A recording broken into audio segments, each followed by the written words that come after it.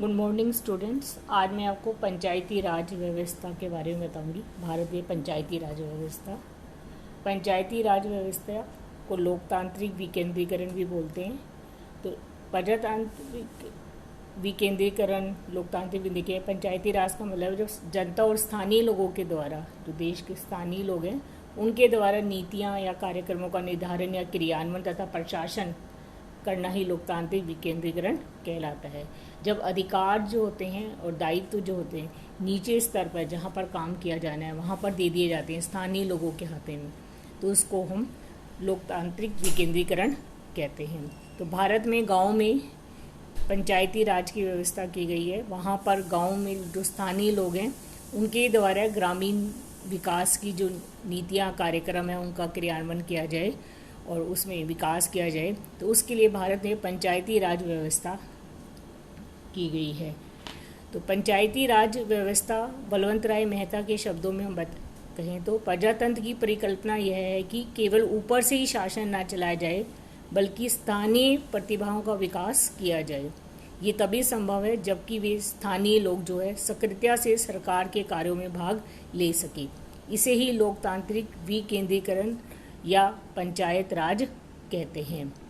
तो भारत में मतलब इसका मतलब ये है कि गांव में जो लोग हैं उनके हाथों में उनकी प्रतिभाओं का विकास किया जाए और वे ही सक्रियता से जो सरकार ने ग्रामीण विकास के कार्यक्रम जो सरकार निर्धारित करती है, नीतियाँ निर्धारित करती है, उसमें भाग ले सके। इसके लिए विकेंद्रीकरण की व्यवस्था की गई है और वो उसका दूसरा नाम क्या है? पंचायती राज। तो भारत में बलवंत राय मेहता की नेतृत्व में 1957 में एक कमेटी गठित की गई थी अध्यक्षता में। बलवंत राय मेहता ने देश में विकेंद्रीकरण व्यवस्था को लागू करने का सुझाव दिया। उसके अनुसार विकेंद्रीकरण व्यवस्था जनता में अपने विकास एवं कल्याण संबंधी कार्यों के लिए शासन पर निर्भर न रहकर इसमें अपने साधनों से कार्य पूरा करने के लिए तत्पर रहेगी, क्योंकि उनके पास सत्ता रहेगी, अधिकार रहेंगे और उनके उपयोग करने की शक्ति भी उन्हीं के पास होगी। अतः विकेंद्रीकरण और प्रजातंत्र में घनिष्ठ संबंध है तथा दोनों एक दूसरे के पूरक है। तो इसको देखते हुए भारत संविधान में अनुच्छेद 40 जोड़ा गया, जिसमें लिखा गया कि राज्य ग्राम पंचायतों की स्थापना के लिए आवश्यक कदम उठाएगा, उन्हें ऐसी शक्तियाँ और अधिकार प्रदान करेगा जो उन्हें स्वायत्त शासन की इकाई के रूप में कार्य के समक्ष बनाने के लिए आवश्यक हो। निसंदेह ये शब्द थोड़े थे पर बहुत ही अर्थ भरे थे और इसको देखते हुए अशोक बलवंत राय मेहता के सुझावों को देखते हुए पंडित जवाहरलाल नेहरू ने ये सिफारिशें स्वीकार की और उन संस्थाओं का नाम पंचायती राज रखा। तो पंचायती राज व्यवस्था और लोकतांत्रिक विकेंद्रीकरण एक दूसरे के पर्यायवाची हैं।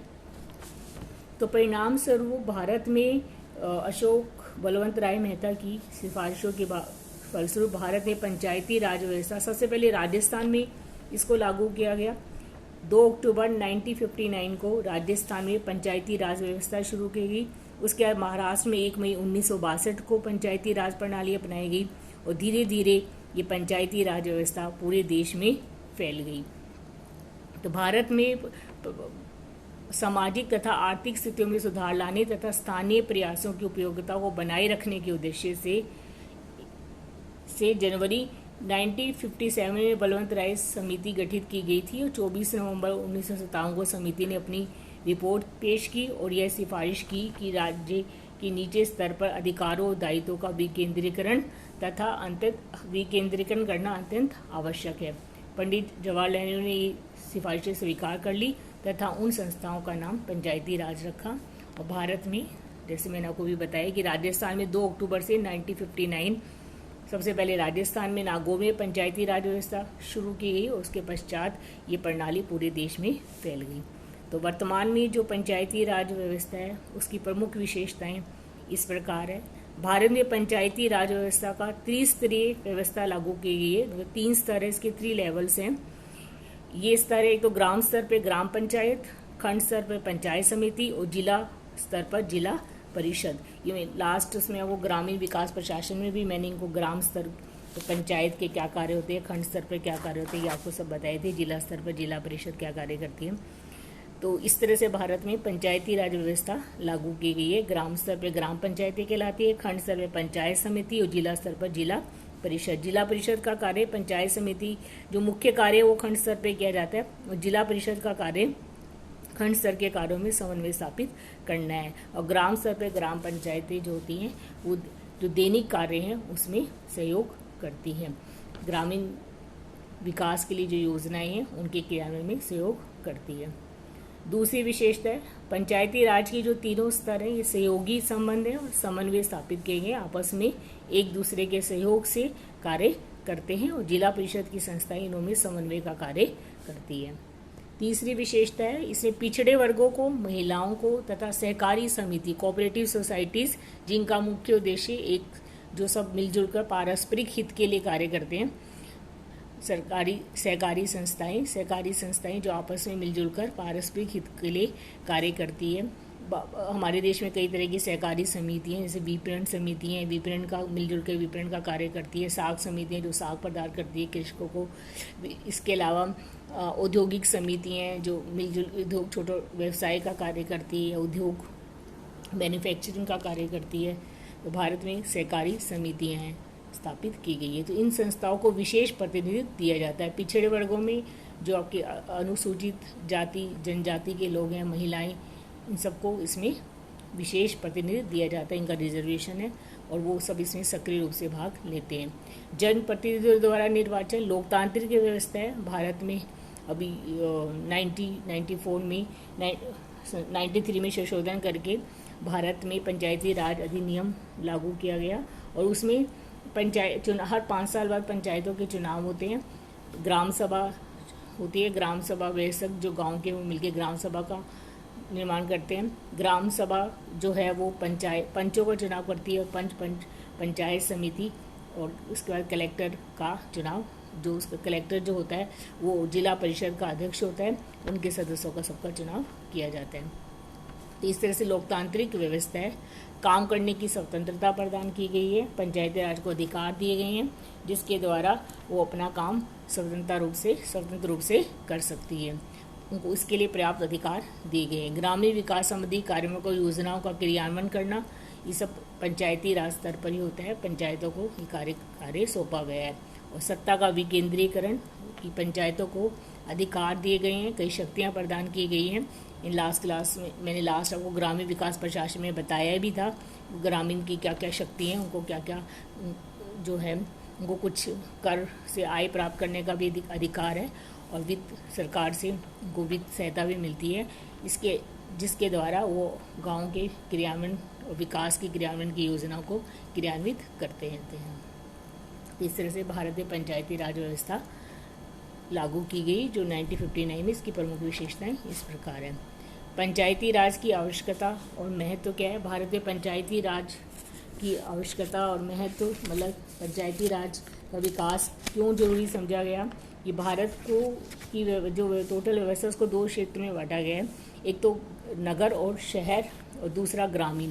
तो ग्रामीण क्षेत्रों में ग्रामीण वासी है, जो स्थानीय लोग हैं, वो ग्रामीण विकास कार्यक्रम में सक्रिय रूप से भाग ले सके, इसके लिए पंचायती राज की आवश्यकता महसूस की गई। भारत की अधिकांश जनसंख्या गांव में रहती है, लगभग 60%, तब उस टाइम 1/3 75% पॉपुलेशन जो है देश की वो गांव में रहती थी, और अब लगभग 60% पॉपुलेशन जो है गांव में रहती है। तो गांव का विकास करना जरूरी है, उसके लिए ग्रामीण विकास कार्यक्रम बनाए गए। लेकिन ग्रामीण विकास कार्यक्रमों की सफलता के लिए यह महसूस किया गया कि इसमें अधिकारों का और लोकतांत्रिक व्यवस्था होनी चाहिए और अधिकारों का विकेंद्रीकरण होना चाहिए। तो जिसके परिणाम से भारत में 1959 में अनुच्छेद जो है 1959 में भारत में अनुच्छेद 40 भारतीय संविधान में पंचायती राज व्यवस्था की स्थापना का कदम उठाया गया। तो इसका महत्व इससे प्रजातंत्र का आधार है, क्योंकि प्रजातंत्र का मतलब ही यही है कि जो देश के नागरिक हैं, जो जनता के हाथों में शासन सत्ता चली जाए। इसके लिए ग्रामीण क्षेत्रों में जो है पंचायती राज व्यवस्था इसको आधार प्रदान करता है, और लोकतांत्रिक संगठनों में ग्रामीणवासी रुचि दिखाते हैं।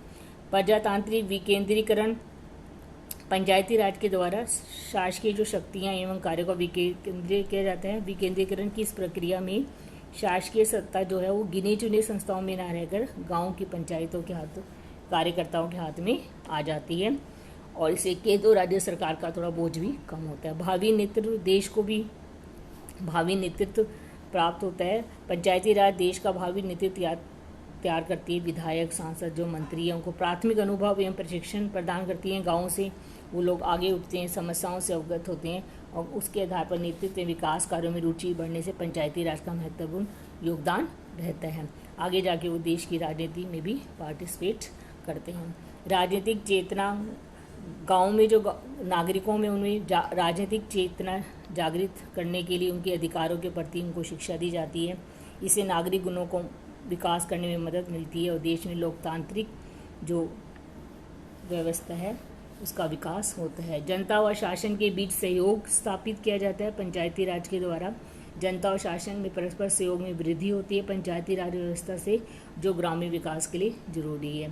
प्रशासन से समन्वय, पंचायतों के कार्यकर्ता जो होते हैं, जो पदाधिकारी और राजनीतिक व्यवस्था के बीच कड़ी का काम करते हैं। समाज और राजनीतिक व्यवस्था के बीच जो ग्रामीण समाज की जो समस्याएं हैं वो राजनीतिक जो अधिकारी हैं उन तक पहुंचाई जाती है और इस जो पदाधिकारी बिना ऊपर से प्रारंभ किए ग्रामीण विकास के कार्यक्रम जो हैं, अगर बिना इन स्थानीय पद अधिकारियों के बिना, है ना, ऊपर से प्रारंभ किए जो ग्रामीण विकास कार्यक्रम है उनका क्रियान्वयन मुश्किल हो सकता था। तो उनके क्रियान्वयन के सफल क्रियान्वयन के लिए जो स्थानीय पदाधिकारी और पंचायती राज व्यवस्था जो है वो आवश्यक महसूस की गई।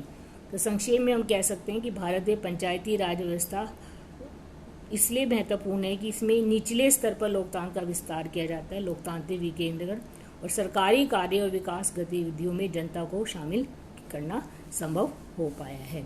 तो भारत में पंचायती राज व्यवस्था के विकास हेतु समय समय पर कदम उठाए गए हैं। ये माना गया है कि भारत में, देश में जो ग्रामीण विकास के लिए पंचायती राज का महत्वपूर्ण योगदान है। ये गणतंत्र जो भारत का जो प्रजातंत्र है उसकी आधारशिला है।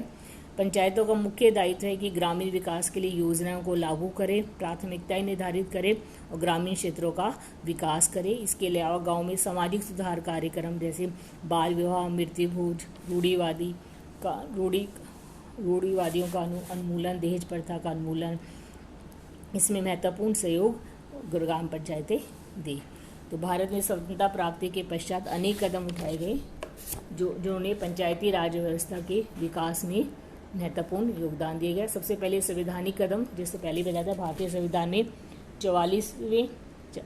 40वें अनुच्छेद में इसको शामिल किया गया और ये कहा गया कि राज्य ग्राम पंचायतों का संगठन करने के लिए अग्रसर होगा तथा उनको ऐसी शक्तियां और अधिकार प्रदान करेगा जो उन्हें स्वायत्त शासन की इकाइयों के रूप में कार्य करने योग्य बनाने के लिए आवश्यक हो। उसके बाद 1957 में बलवंत राय मेहता समिति का गठन किया गया और उस समिति के आधार पर देश में उस समय पर तत्काल जो प्रधानमंत्री जवाहरलाल नेहरू थे उन्होंने देश में त्रिस्तरीय पंचायती राज व्यवस्था का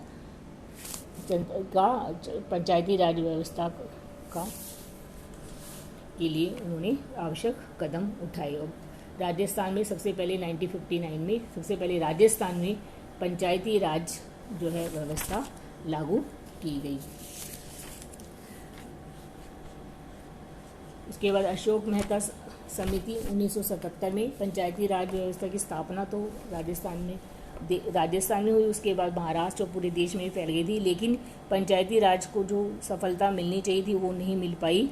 उसके कामकाजों की असफलता के क्या कारण रहे और कामकाजों की समीक्षा करने के लिए 1977 में अशोक मेहता समिति का गठन किया गया और उसने इसको 3 चरणों में बांटा कि 58 से 64 तक तो इसका विकास हुआ, लेकिन 65 से लेके 69 तक 4 साल ये ठहराव रहा इसमें और 69 से 97 तक ये पंचायती राज का पतन हुआ। इसके कई कारण रहे थे उस समय। एक तो ये था कि समाज की आर्थिक और सामाजिक दृष्टि से जो जिनका दबदबा था गांव में, है ना, वो लोग हावी हो रहे थे। कमजोर लोगों तक पंचायती जो ग्रामीण विकास योजनाओं का लाभ नहीं पहुंच पा रहा था। राजनीतिक गुटबंदी के कारण और इसके भ्रष्टाचार, अकुशलता, नियमों की अवहेलना, कामकाज में राजनीतिक हस्तक्षेप, स्वार्थ प्रेरित कार्यवाही, सेवा भावना की जगह अधिकारों पर कब्जा, इन सब कारणों से पंचायती राज की जो उपयोगिता है वो सीमित होकर रह गई थी। तो अशोक मेहता समिति ने पंचायती को 2 स्तरों में पंचायती राज मॉडल का सुझाव दिया, एक जिला परिषद और मंडल पंचायत। लेकिन किन्हीं कारणों से ऐसा उनका जो उन्होंने सुझाव दिए थे वो लागू नहीं हो पाए। उसके बाद राव समिति 1985 में आई, जिसने जिला स्तर पर प्रभावी समन्वय उपयुक्त निर्देशन का सुझाव दिया, नियोजन का विकेंद्रीकरण को कहा और राष्ट्रीय उद्देश्यों जिला स्तर पर क्षेत्रीय आवश्यकताओं को दृष्टिगत रखते हुए ग्रामीण विकास का कार्यक्रम किया जाए। 86 में सिंघी समिति आई, जिसने त्रिस्तरीय प्रजातांत्रिक विकेंद्रीकरण की सिफारिश की। ग्राम सभा को पंचायत का तीसरा कतार मानते हुए तीसरा स्तर लोकसभा को प्रथम और विधानसभा को दूसरा माना, लेकिन ये भी लागू नहीं हो पाया। सबसे जो महत्वपूर्ण जो कदम उसके बाद जो उठाया गया वो आया 73वां संविधान संशोधन जो किया गया राजीव गांधी के समय में। 1993 में ये संशोधन पारित किया गया। इसमें ये कहा गया कि पंचायती राज को सुदृढ़ करने के लिए तत्कालीन जो सामाजिक ढांचा है वो काम नहीं हो रहा, तो उसमें परिवर्तन होने चाहिए और उसके लिए भारत में एक अधिनियम लागू किया गया। अधिनियम 1993 में पंचायती राज अधिनियम, जो कि पंचायती राज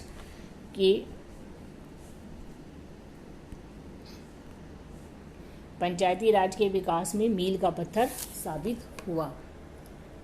इस अधिनियम में पंचायती राज व्यवस्था में समय पर चुनाव और उनको अधिकार प्रदान करने के लिए प्रावधान किए गए। तो नेक्स्ट क्लास में मैं आपको बताऊंगी जो पंचायती राज अधिनियम की क्या मुख्य विशेषताएं रही और भारत में पंचायती राज व्यवस्था की क्या उपलब्धियां हैं। पहले उपलब्धियां बताऊंगी, उसमें क्या कमियां हैं, उसके लिए सुझाव और अधिनियम में क्या क्या मुख्य रूप से कदम उठाए गए।